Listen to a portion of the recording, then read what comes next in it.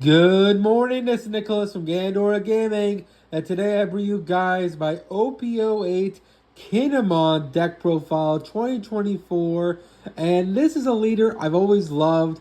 He's a very slept on leader. I think him and Mono Green Odin are just slept on leaders, and they're not slept on the fact that they're not like, oh, these are secretly good, and if anyone just played them, they'll be insane. I don't agree with that. I think these leaders do desperately need some help, but I do think they're sleeper leaders in the fact that if they got the right support, if they got the right cards, these leaders can become meta contenders. I do believe in that. Now, I think that is the case for every leader in the game, but especially when it comes to Kinemon and Odin. So let's actually describe Kinemon here. Kinemon is a 5-life mono green leader from OP02. He has the ability that once per turn, during the main phase, if you have one or less characters, the next time you play a Lana Wano type character with 3 or more costs from your hand, its cost is reduced by 1. Basically saying, hey, for your Lana Wano type characters, you play them out for 1 Don cheaper than they actually are. For example, 8 costs Odin, he is now a 7 cost character. For 3 costs, what's it called? Isho or Izo, whatever you want to play. He is now a 2 cost, etc., etc. And that's basically his gimmick. He's Lana Wano and Akazana 9, and he's a really cool leader. I think if he got the right support in OP010 and OP011, I think he might be doing pretty well. They already have a couple cards revealed that are going to help this leader out in the future, but I don't think those cards are enough to make him meta viable. So maybe in OP011, we'll get some new cards to completely revamp this old leader and actually make him playable. But I think this is a pretty solid list.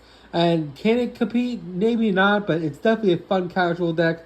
So let's get straight into this. So first things first, we're playing 3 copies of 10-drop Dolphy. I feel like if you are a green deck, you have to be playing this card. It's one of the best cards in the game for the green attribute.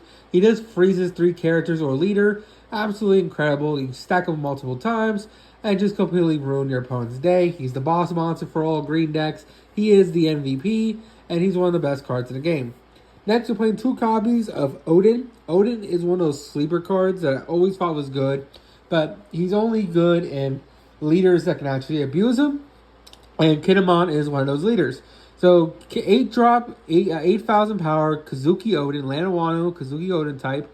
Activate main, rest 3 Dawn to restand this character. And then he's ever KO'd by any means, play a 3 cost Lana Wano type character from the deck for free. So if he's ever KO'd, he plays a Lana Wano type character for free, and he can attack twice each turn, which is absolutely incredible. Now, I will say he's not as good as 9-drop Zoro, I meant to say.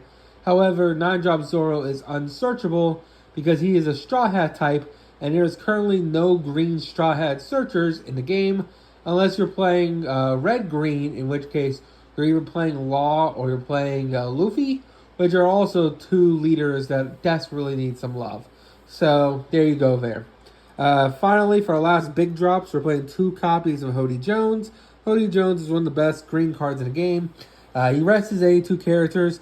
He does rip your opponent or rest 2 Dawn, but you do lose a life when you play him. He's an 8 cost, 7k beat stick that helps you push for game, and he's one of the best green cards in the game. So that is it for our high cost units. Let's talk about our low cost units. So first things first, we're playing 4 copies of Mountain God. This is just a vanilla, but it's really easy to cheat out. 5/7, good stats. I know vanillas aren't the greatest when it comes to One Piece as like competitive, but there are decks that still rely on vanillas, and this is just one of them.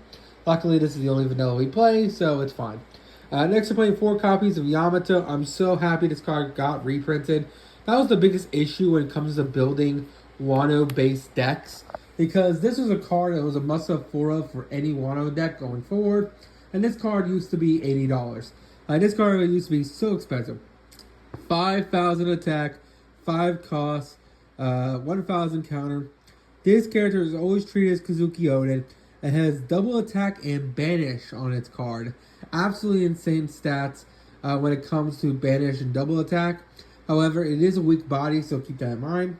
And then finally, we're playing 4 copies of Kazuki Hiyori. Kizuki's Hori is absolutely insane. It allows you to cheat out your Yamato or your Mountain God and draw a card, which is really, really insane. It just helps you cheat out your 4-cost bodies to draw a card as well.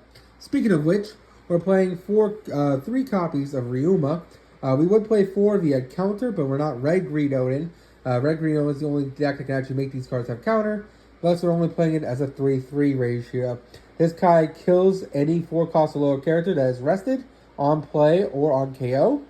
And Yamato, of course, is just a great card to rest any 6-cost or less character on play, which is absolutely incredible and helps you push for that game.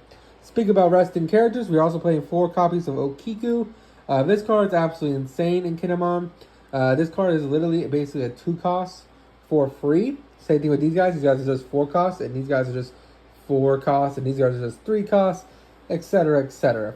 So, Okiku has the ability that when attacking, you may rest a 5-cost or less character. You have a Dawn on it, which is absolutely incredible. You can play this on your Dawn 2 turn, which is absolutely insane. As like going second, just play her for free, which is pretty insane.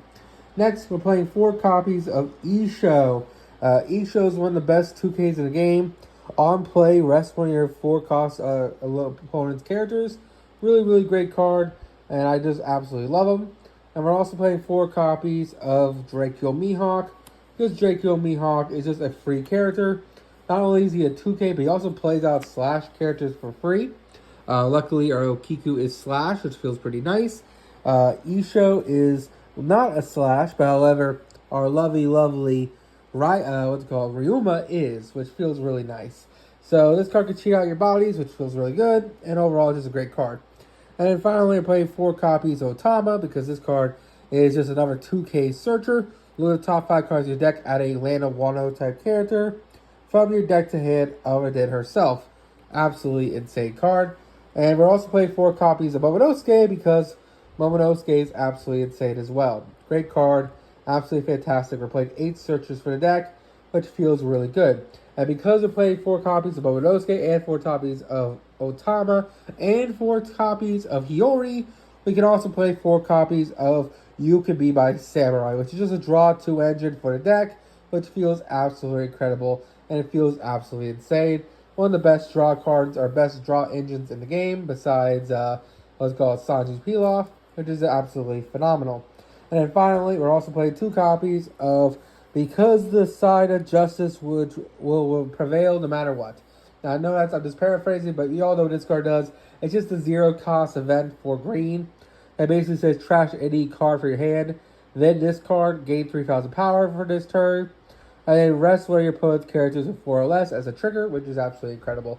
So that is it for the Kinemon deck profile. I hope you all enjoy. Hopefully this deck does get better at OP10 and OP11. We'll just have to see once all the cards are revealed. Anyway, I hope you all enjoy. Don't think stupid. See you on the next one, and bye-bye.